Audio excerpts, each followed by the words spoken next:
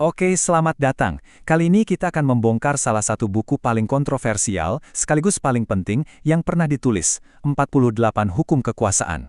Nah, melalui format khusus seri akademik lengkap kita, tujuannya bukan cuma meringkas, sama sekali bukan. Kita akan membedah mesin psikologis di balik hukum-hukumnya yang paling fundamental.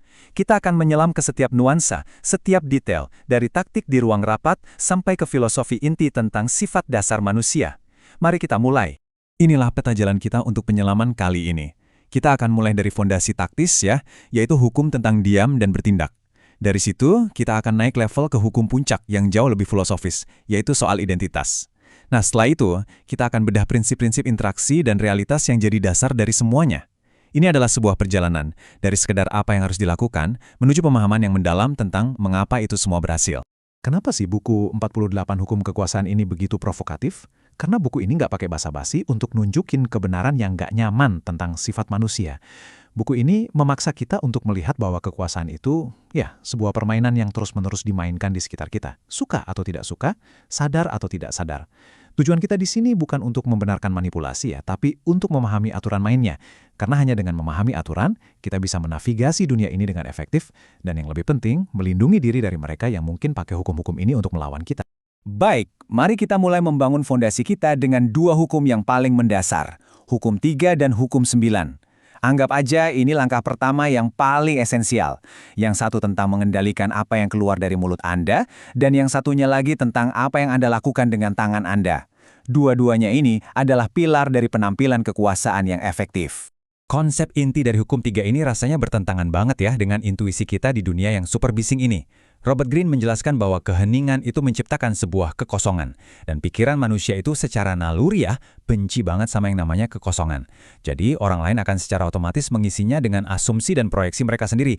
Dan yang menarik, seringkali mereka akan membayangkan Anda itu lebih cerdas, lebih kuat, dan lebih strategis daripada yang sebenarnya. Keheningan Anda itu jadi semacam kanvas kosong bagi imajinasi mereka. Nah, ini pertanyaan yang sangat bagus. Dan ini membawa kita ke inti analisis kita. Kenapa diam itu begitu powerful? Ini bukan sekedar soal kelihatan misterius loh.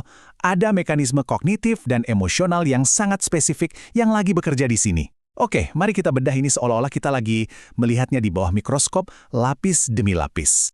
Mari kita bedah satu persatu. Pertama, imajinasi tak ternilai. Otak manusia itu mesin pembuat makna. Ketika Anda diam, Anda nggak ngasih data yang cukup buat mesin itu bekerja. Akibatnya, otak lawan bicara Anda mulai kerja lembur. Mereka memproyeksikan harapan dan ketakutan mereka sendiri ke dalam diri Anda. Kalau mereka hormat sama Anda, mereka akan anggap diam Anda itu tanda pemikiran yang mendalam. Kalau mereka takut, mereka akan anggap itu sebagai ancaman tersembunyi. Dua-duanya imajinasi mereka yang bekerja untuk Anda. Kedua, beban kognitif. Coba deh pikirin, setiap informasi yang kita terima itu harus diproses otak kita. Ketika seseorang ngomong tanpa henti, mereka itu membanjiri pendengarnya dengan data. Ini maksa pendengar kerja keras buat nyaring informasi, yang secara nggak sadar rasanya capek dan ganggu. Akibatnya, si pembicara dianggap nggak efisien dan kurang berharga. Sebaliknya, orang yang bicaranya sedikit tapi padat dianggap kuat karena mereka menghargai waktu dan energi mental orang lain. Ketiga, dan ini yang paling dalam, kekuatan jeda. Psikolog Viktor Frankl pernah bilang, di antara stimulus dan respons ada sebuah ruang. Dalam ruang itulah terletak kekuatan kita untuk memilih respons. Orang yang reaktif langsung merespons. Orang yang berkuasa menggunakan jeda, keheningan, untuk menciptakan ruang itu. Mereka beralih dari bereaksi secara emosional menjadi bertindak dengan sengaja. Ini adalah demonstrasi penguasaan diri yang paling jelas. Terakhir, dinamika seduction. Seduction di sini bukan cuma soal asmara, tapi soal menarik orang ke orbit Anda. Misteri itu kuncinya. Dengan bicara sedikit, Anda jadi teka-teki yang bikin orang penasaran. Terlalu banyak informasi membunuh misteri itu seketika. Anda menciptakan tarian, bukan monolog satu arah. Kutipan dari Lao Tzu ini merangkum semuanya dengan sempurna. Tapi mari kita bedah lebih dalam, apa sih arti tahu di sini? Ini bukan soal tahu fakta atau data. Ini adalah tentang kebijaksanaan situasional. Pemahaman mendalam tentang dinamika manusia yang terjadi di sebuah ruangan. Orang yang benar-benar tahu, nggak perlu ngumumin pengetahuannya. Kehadiran mereka, jeda mereka, dan tindakan mereka yang terukur, itu semua sudah cukup jadi bukti. Sebaliknya, orang yang terus-menerus bicara seringkali tanpa sadar lagi coba meyakinkan diri mereka sendiri dan orang lain akan sesuatu yang mereka nggak yakini sepenuhnya. Omongan mereka itu jadi kompensasi atas rasa insecure yang mendalam. Untuk benar-benar memahami Hukum 3, mari kita pakai analogi pertandingan catur tingkat Grandmaster. Bayangin permainan pembuka, Seorang Grandmaster nggak akan langsung melancarkan serangan gegabah. Gerakan pertama mereka tenang, terukur, tujuannya untuk mengontrol pusat papan. Pion ke E4, kuda ke F3. Setiap gerakan ada tujuannya, tapi strategi besarnya masih tersembunyi. Mereka membangun kehadiran, mengembangkan bidak, dan yang paling penting, mengontrol tempo permainan. Menerapkan hukum 3 itu persis seperti ini. Dalam percakapan awal atau negosiasi, tujuan Anda bukan untuk buka semua kartu Anda. Tujuannya adalah membangun kehadiran, mengamati lawan, dan mengontrol alur percakapan. Keheningan Anda adalah gerakan pembuka yang kuat. Itu seperti memajukan pion ke pusat papan, mengklaim ruang, dan memaksa lawan untuk bereaksi terhadap Anda. Mereka akan mulai bertanya-tanya, apa rencananya? Apa yang dia pikirkan? Tekanan psikologis ini dibangun tanpa Anda perlu banyak bicara. Keheningan membawa kita langsung ke pasangannya, tindakan. Ini adalah hukum 9, menang melalui tindakan, bukan argumen. Slide ini menunjukkan perbedaan fundamentalnya. Menang argumen itu cuma memberi makan ego Anda sesaat, tapi seringkali meninggalkan luka dan kebencian yang bakal balik menghantui Anda. Sebaliknya, memenangkan permainan melalui hasil nyata akan membangun kekuasaan yang solid dan jangka panjang. Filsuf Nassim Taleb pernah bilang, ada 2 jenis orang di dunia, mereka yang mencoba menang, dan mereka yang mencoba memenangkan argumen. Dan mereka tidak pernah orang yang sama. Ini adalah pertanyaan krusial yang menyingkap cara kerja otak kita. Kenapa sih otak manusia, yang kita banggakan sebagai organ rasional, seringkali lebih menghargai tindakan dan cerita daripada serangkaian logika yang paling sempurna sekalipun? Jawabannya bukan karena orang itu bodoh atau irasional. Jawabannya terletak pada arsitektur biologis dan psikologis kita yang sudah berevolusi selama jutaan tahun. Mari kita bedah alasannya secara mendalam. Pertama, dan yang paling penting, kita bukan mesin logika. Studi neurologi menunjukkan bahwa keputusan itu dibuat di pusat emosional otak kita. Bagian logika kita seringkali datang belakangan cuma untuk menciptakan cerita yang masuk akal atas keputusan yang udah dibuat secara emosional. Nah, saat Anda berdebat dengan seseorang, Anda menyerang cerita logis itu yang memicu pertahanan ego mereka. Tapi sebuah demonstrasi atau cerita yang kuat akan melewati filter logika itu dan bicara langsung ke pusat emosi, tempat keputusan sebenarnya dibuat. Kedua, prinsip tunjukkan jangan katakan. Ini aturan emas dalam bercerita. Tindakan nyata itu menciptakan pengalaman. Mereka nggak cuma dengar konsep Anda, mereka lihat dan rasakan. Ini menciptakan koneksi yang jauh lebih dalam. Ketiga, bias anekdot. Otak kita nggak berevolusi untuk paham statistik, tapi untuk paham cerita. Satu cerita pribadi yang jelas tentang seseorang yang berhasil atau gagal akan punya dampak emosional jauh lebih besar daripada data statistik yang menunjukkan probabilitas 99%. Cerita itu jadi nyata bagi kita. Terakhir, dan ini yang paling licik, adalah perangkap dopamin. Psikolog menemukan bahwa saat Anda mengumumkan tujuan besar Anda, otak Anda melepaskan dopamin seolah-olah Anda sudah mencapainya. Hadiah kimiawi instan ini, ironisnya, mengurangi motivasi Anda untuk kerja kelas. Jadi, dengan terlalu banyak bicara, Anda secara kimiawi menyabotase tindakan Anda sendiri. Itulah kenapa tindakan nyata, bukan kata-kata, adalah satu-satunya mata uang yang benar-benar berharga. Kita kembali ke papan catur, sekarang di fase permainan tengah yang kompleks. Di sini, seorang Grandmaster paham konsep pengorbanan strategis. Kadang, Anda harus sengaja mengorbankan sebuah pion atau bahkan perwira yang lebih kuat untuk dapat keuntungan posisi jangka panjang. Pion yang Anda korbankan itu adalah argumen kecil yang Anda tahu bisa Anda menangkan. Mungkin Anda benar secara teknis, tapi memenangkan debat itu nggak akan memajukan posisi strategis Anda. Hukum 9 ngajarin kita untuk melihat papan secara keseluruhan. Biarin aja lawan Anda ambil pion itu.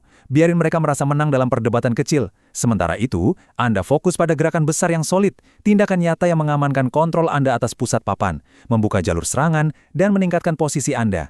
Tindakan Anda adalah benteng dan menteri yang mendominasi permainan. Kata-kata hanyalah ancaman kosong.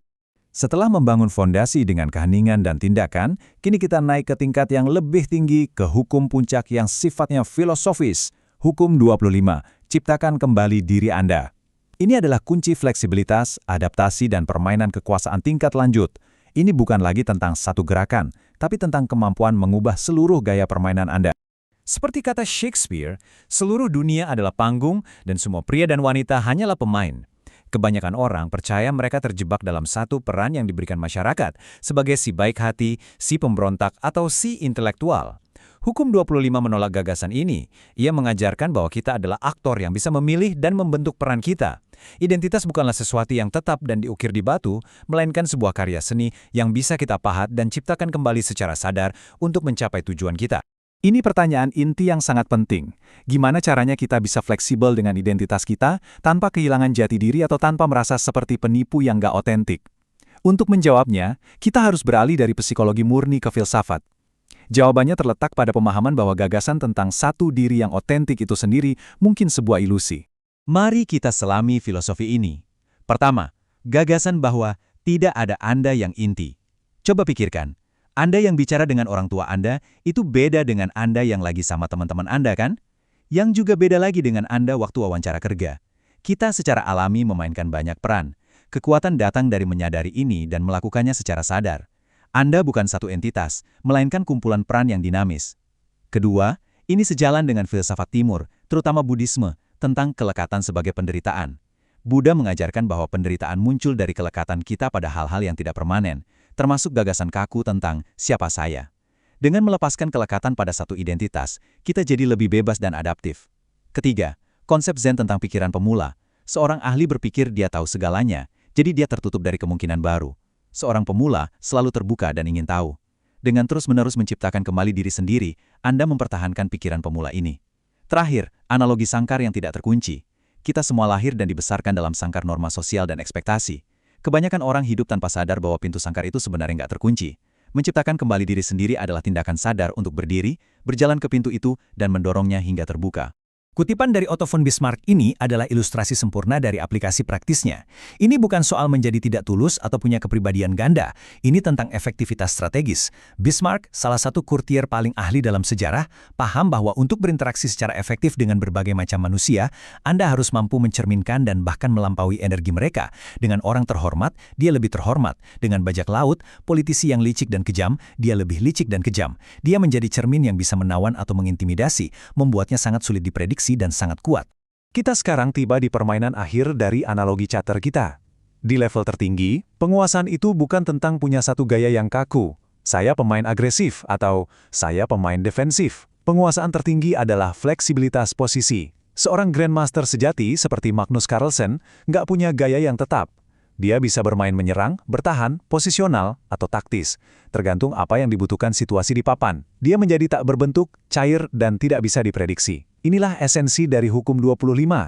Kemampuan untuk menciptakan kembali diri sendiri adalah kemampuan untuk tidak terikat pada satu cara bermain. Ini membuat Anda menjadi lawan yang mustahil untuk diantisipasi. Oke, kita sudah membahas hukum-hukum spesifik. Sekarang mari kita beralih ke prinsip-prinsip yang lebih dalam yang mendasari semua hukum tersebut. Anggap saja hukum itu taktiknya dan prinsip adalah strateginya. Ini adalah perangkat lunak yang menjalankan seluruh sistem kekuasaan, dimulai dengan sifat interaksi itu sendiri. Pertama, kita harus definisikan ulang kata seduksi. Lupakan konotasi manipulasi murahan atau romansa. Dalam konteks ini, seduksi adalah seni kecerdasan sosial tingkat tinggi. Ini soal menarik orang lain ke dunia Anda secara sukarela. Langkah pertama adalah mendengarkan sepenuhnya. Bukan nunggu giliran ngomong, tapi benar-benar menyerap apa yang dikatakan dan tidak dikatakan. Alihkan sorotan dari diri Anda. Kedua, harmonisasi. Interaksi yang kuat itu bukan solo di mana Anda pamer, itu duet. Anda harus cari cara untuk beresonansi dengan ritme orang lain. Ketiga, dan ini yang paling penting, pahami kebutuhan inti mereka. Di balik semua kata-kata, setiap orang punya kebutuhan emosional mendasar. Merasa penting, aman, atau dihargai. Terakhir, jika Anda berhasil melakukan 3 hal pertama, Anda akan menciptakan keajaiban. Interaksi yang hebat terasa ajaib, Anda koneksi. Sebaliknya, interaksi yang buruk terasa seperti trik sulap gagal, di mana semua tipuannya yang kikuk dan egois kelihatan jelas. Untuk memahami prinsip-prinsip ini, mari kita gunakan analogi baru yang lebih modern, arsitektur jaringan saraf atau AI. Pikirkan setiap orang dalam sebuah organisasi sebagai satu simpul atau neuron. Kekuatan dalam sistem ini tidak berada dalam satu simpul individu, nggak peduli seberapa pintar atau kuat simpul itu. Kekuatan sejati terletak pada hubungan antar simpul, koneksi-koneksi dan bobot atau kekuatan dari koneksi tersebut. Anda bisa jadi orang paling pintar di ruangan, tapi kalau Anda terisolasi dan nggak punya koneksi yang kuat, pengaruh Anda nol. Kekuasaan adalah produk dari jaringan. Pertanyaan yang sangat praktis dan penting. Kita udah tahu apa yang harus dilakukan, memahami kebutuhan inti. Tapi gimana tepatnya kita melakukannya? Gimana caranya kita mengidentifikasi motivasi emosional tersembunyi yang mendorong perilaku seseorang, yang seringkali bahkan mereka nggak sadari sendiri? Ada metodenya, sebuah proses pengamatan yang tajam. Kuncinya adalah menemukan apa yang disebut tujuan menyeluruh, overall objective dari seseorang. Satu kebutuhan emosional inti yang mendorong hampir semua tindakan mereka. Ini adalah kunci psikologis mereka. Apakah itu kebutuhan akan rasa hormat, kebutuhan akan keamanan, atau mungkin kebutuhan akan petualangan? Setelah Anda tahu, strategi yang paling efektif bukanlah mengencangkan sekrup itu untuk menyakiti mereka, melainkan melonggarkannya. Penuhi kebutuhan mereka akan rasa hormat, redakan ketakutan mereka. Dengan begitu, mereka akan melihat Anda sebagai sekutu, bukan ancaman. Ini juga berarti kita harus membuang aturan emas, perlakukan orang lain seperti Anda ingin diperlakukan, dan mengadopsi aturan platinum, perlakukan orang lain seperti mereka ingin diperlakukan. Kebutuhan Anda dan mereka bisa sangat berbeda. Semua ini butuh satu keahlian utama, amati, jangan menghakimi. Lihat perilaku orang lain bukan sebagai baik atau buruk, tapi sebagai data yang mengungkapkan motivasi mereka. Kembali ke analogi jaringan saraf kita. Dalam AI, setiap simpul atau neuron punya sesuatu yang disebut fungsi aktivasi. Ini adalah aturan atau ambang batas yang harus dicapai sebelum simpul itu menyala dan meneruskan informasi. Kebutuhan inti seseorang adalah fungsi aktivasi psikologis mereka. Kalau kebutuhan inti seseorang adalah rasa hormat dan Anda terus-menerus meremehkan mereka, maka ambang batas aktivasi mereka nggak akan pernah tercapai. Simpul mereka nggak akan pernah menyala untuk Anda. Mereka nggak akan bekerja sama. Dengan memahami dan memenuhi kebutuhan itu, Anda pada dasarnya memberikan input yang benar untuk menekan tombol aktivasi mereka dan membuat mereka mau bekerja sama. Sekarang kita sampai pada dua prinsip terakhir yang paling fundamental dan mungkin paling keras. Ini adalah prinsip-prinsip yang berfokus pada kebenaran yang nggak bisa ditawar tentang apa yang benar-benar penting dalam permainan kekuasaan, apa yang dilakukan, dan apa yang dipersepsikan. Ini adalah prinsip-prinsip realitas yang dingin. Kutipan dari Pierre-Joseph Proudhon ini adalah inti dari prinsip kata-kata adalah angin.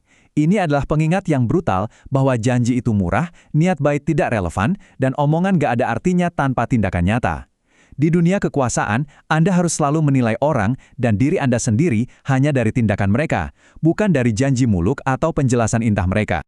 Mari kita selesaikan analogi jaringan saraf kita. Dalam pemrograman komputer ada dua hal, kode yang dieksekusi dan komentar. Komentar adalah teks yang ditulis programmer untuk menjelaskan apa yang seharusnya dilakukan oleh kode.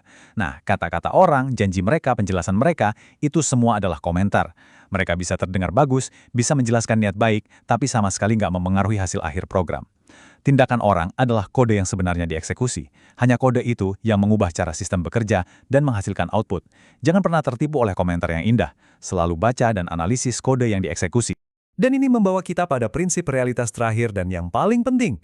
Kekuatan itu relasional dan berbasis persepsi. Kekuatan bukanlah properti fisik seperti mobil atau rumah yang Anda miliki. Itu adalah konstruksi sosial yang ada di benak orang lain. Seorang raja berkuasa hanya karena rakyatnya percaya pada haknya untuk memerintah. Uang punya nilai hanya karena kita semua setuju itu punya nilai. Kekuatan Anda ada hanya sejauh orang lain mempercayainya dan menginvestasikan persepsi mereka pada Anda. Reputasi, citra, dan penampilan karena itu bukanlah hal yang dangkal. Mereka adalah mata uang dari ranah kekuasaan. Ini adalah pertanyaan terakhir, dan mungkin yang paling mendalam. Kalau ini semua cuma permainan sosial yang dibangun di atas persepsi, kenapa kita nggak bisa menolaknya? Kenapa kita nggak bisa bilang, saya nggak mau main, dan hidup damai di luar semua dinamika ini? Jawabannya, sayangnya, adalah karena sifat dasar kita sebagai makhluk sosial. Anda tidak bisa keluar karena beberapa alasan fundamental. Pertama, jaring kekuasaan. Anda adalah simpul dalam jaringan sosial. Bahkan jika Anda memilih untuk nggak melakukan apa-apa, keputusan pasif Anda itu tetap sebuah tindakan yang mengirimkan riak ke seluruh jaring. Nggak ada tempat untuk bersembunyi. Kedua, keluar itu sendiri adalah sebuah langkah kekuasaan. Ketika seseorang dengan lantang bilang mereka di atas permainan ini, mereka sebenarnya sedang melakukan sebuah gerakan untuk dapat jenis kekuasaan yang lain, otoritas moral. Itu taktik, bukan jalan keluar. Ketiga, infeksi kepasifan. Meyakini bahwa permainan kekuasaan itu jahat, seringkali jadi alasan nyaman untuk gak ambil risiko. Ini jadi topeng untuk rasa takut dan malas, yang perlahan akan membekap mimpi Anda. Terakhir, pikirkan tentang gravitasi relasional. Anda nggak bisa memilih untuk keluar dari hukum gravitasi, kan? Itu kekuatan fundamental yang selalu bekerja pada Anda. Dinamika kekuasaan sosial juga seperti itu. Mereka adalah fisika dari interaksi manusia. Mereka bekerja pada Anda, sadar atau tidak. Jadi setelah kita bedah habis-habisan hukum dan prinsip ini dari tingkat mikro sampai makro, apa kesimpulan praktis yang bisa kita bawa pulang? Gimana caranya kita bisa menavigasi papan permainan yang kompleks ini dengan lebih baik, lebih efektif, dan lebih sadar? Beberapa poin kunci untuk diingat. Pertama, hukum-hukum ini adalah alat, seperti pisau bedah. Mereka pada dasarnya amoral, bisa dipakai untuk menyembuhkan atau menyakiti. Pilihan ada di tangan Anda.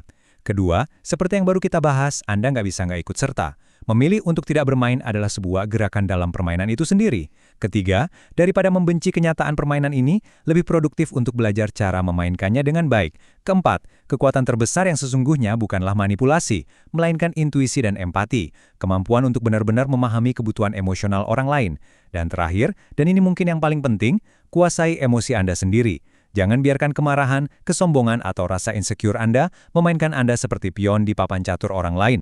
Kita akan akhiri penyelaman mendalam ini dengan kutipan lain dari Bismarck. Ini adalah ringkasan yang sempurna. Kekuasaan sejati bukanlah tentang kontrol absolut atas orang lain atau peristiwa. Itu ilusi. Kekuasaan sejati adalah tentang navigasi yang terampil. Ini tentang memahami arus realitas manusia yang kuat dan tak terkendali dan menggunakan kecerdasan, fleksibilitas, dan kesadaran Anda untuk mengemudikan jalan Anda melaluinya. Terima kasih.